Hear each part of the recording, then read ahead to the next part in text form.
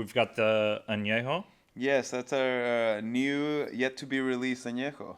Oh, amazing. So a little first taste here. Absolutely. Explain the Añejo. How long is it aged? What kind of barrel? Great. So this is going to be the first ever batch. What you guys are tasting are actually samples. The first ever batch we've made with Iliana Partida, who's a great friend, mentor as well.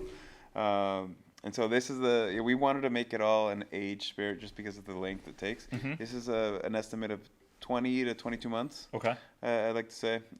These are American oak, and it has really nice complexity from that barrel. So I'm excited for you guys to try it. Cool. And so now we're going to a new fábrica, right? Hacienda Yes, de Oro this is known 1522 Hacienda de Oro.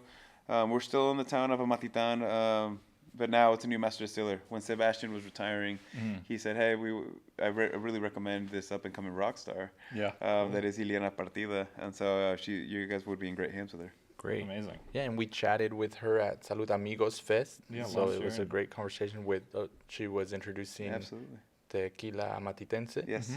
And so she helped you guys with the... Yes, salud. Salud. As with our earlier batches, my family has been involved with the agave selection and all that. We really place focus into that. And Iliana helps refine that profile that we're looking for. As we sip this, and that comment I made is great because you just mentioned how the families go back from the from production and growing the agaves as you mentioned, and for the production back then, and now we're going into moving forward with the new expression. This new tequila. As we taste this, what else can you tell us about what to expect moving forward, the future of Cuatro Copas? And absolutely, Cuatro Copas' future is very exciting. Eventually, we'll come out with. So next year, it's our 30th anniversary, which is super exciting. Damn, 30 years. Yeah, 30 years. It's hard to believe. We're still a small family-owned brand, and we take a lot of pride in that. But we've been around for a while, and not many brands can say that, which we're really proud to say. So we want to have a nod with an extra añejo. We haven't released an extra añejo in some time, just because of how long you have to age it.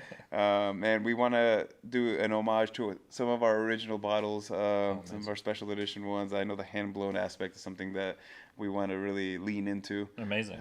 So be on the lookout for that. We're very excited for that. Is there anything you can kind of preview for us on what to look out for? It'll be one of the rare bottles that I know some of the collectors have really cherished. We're trying to fine-tune that final design, but I know in the past we've even incorporated materials like wrought iron into some of the. Okay. So we're trying to finalize exactly what that little nugget will be, but we're very excited. I know the brand will be leaning into the small batch production, being very involved, and we also foresee a future where we'll be incorporating our own family agave from our family estate into future Cuatro Copas releases. Amazing. So I think that'll add a really unique, interesting wrinkle where Cuatro Copas has always been a lowland produced tequila, but now we're going to be incorporating our De Anda Orozco family agave into future releases. Oh, amazing. Which I think will allow us to help tell that story and that connection and that balance between both Arandas and Amatitan. That's awesome. Yeah. So have you guys had a chance to enjoy it quite yet? I haven't tasted it yet. I've been sipping on it. Sorry, I jumped ahead on these. So on aroma, I do get caramel notes. I get sweetness. I get like the agave syrup type of sweetness. Sure. And you're gonna get a little bit of that molasses flavor as well, but it has beautiful staying power, which you'll notice. A lot of length in the palate, which is what we were going for. It's really delicious and not like overly sweet that sometimes you get. No, absolutely. Añejo, yeah. It's beautifully balanced, and it's a very complex añejo, which is a nod to the aging that has been in the barrel. So I think we really hit it out of the park with this one. Yeah. And it's also, we don't have unlimited amounts of this, which leaning into that whole small batch movement. Yeah. So what we're foreseeing is we'll have a kind of a medallion highlighting the one, the limited nature, and two, the year it's produced. Amazing. So yeah, be on the lookout. I like really when you just commented not overly sweet. As I was taking that taste, it smelled nice and sweet to me. I mentioned that caramel and the agave sweetness, but on that flavor, it didn't come in overly sweet as you said it, which is cool. I did get like the influence of the barrel in that, which was pleasant. A little bit of like a bitterness of like the char, very light bitterness, which to me was we nice foresee and this being a big crowd favorite, especially since a lot of customers do seek that sweetness. But it doesn't come at the cost of quality or transparency. This is still an additive-free product, which is really unique, being that the level of sweetness that we're able to achieve. And I know that even in the kosher aspect, we're limited in terms of what we can add. There are such a thing as organic additives. I don't know if you guys were aware of that, but you have to also be careful and explain to the public, even if there are organic additives that you can add, we do not ever explore that aspect of it. And being kosher, we're also held to a different standard. Kosher is a really strict regulatory commission that keeps us to a very high level. And so we have the rabbi come in, my tocayo, Rafael Chayo. He's been a great friend of mine.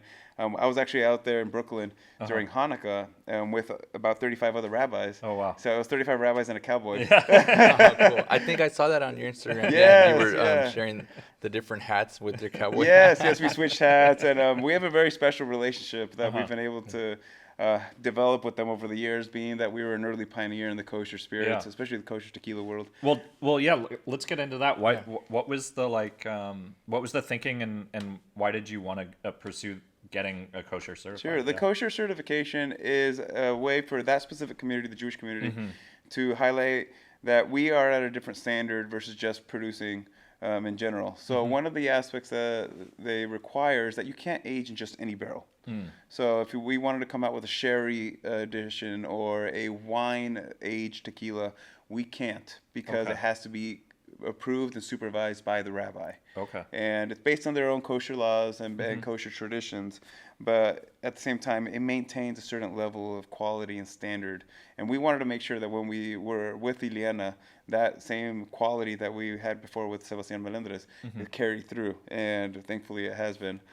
So we're really grateful for our partnership and relationship as friends more than anything with the kosher and everyone at OK Kosher. Oh, that's amazing. And how does that work? Is it every batch gets so every bottle Cuatro Copas is all have the same certifications, organic, kosher? Yeah, we've been kosher with every batch that we release, and we foresee that especially the upcoming future, just based on the level of relationship that we've been able to develop with the rabbis, and that's something we're quite proud of. And it's a very special community. Without going into any other aspect of the Jewish community, in terms of the kosher certification, it has brought a level of prestige and a quality standard that we really are proud to say we abide by. I mean, you keep saying the word, and it comes through. I think in the quality of the product is the pride that you have, and your family has in this product, and I think it comes across in every bottle we've had, and you as well. So. Oh, thank you very much. Yeah, we try, like I said, we're a small family-owned business. We take a lot of pride with being as hands-on as possible. I mean, to the point where you'll find me or my brother, heck, even my dad participated in one of the festivals. So we try to be involved as closely as possible and not have outsourced that to other people, because nobody can tell the story just the way we can. Yeah, absolutely. Amazing. This is fantastic. Well, thank you for joining us. Thank you for having a great conversation and sharing some amazing expressions of your tequila. I'm honored to be able to share the time with you guys. Thank you very much to go down memory lane, to learn a little bit about the history. And don't forget, first organic tequila, something a little bit different, something a little bit historical. So thank you guys for the time and for sharing my family's love. Of course. Yeah, it was delicious. And before we leave, sorry, I just want to get you a chance. This is coming out. We're working on the labels right now to finalizing it. But give me, 2 to 3 months. Hopefully it should hit the markets by then. Amazing. You know how there's always this red tape when you're trying to cross. But about 2 to 3 months. Be on the lookout. So summer. Yeah, summer to fall is what I would say. And then for next year, that special extra Añejo release definitely will perk up some ears. Awesome. Well, cool. Well, thanks so much, and we'll catch you guys next time, Yeah, thank you very much, amigos. And thank you to you guys as well. Thank you. Cheers. Salud. Salud.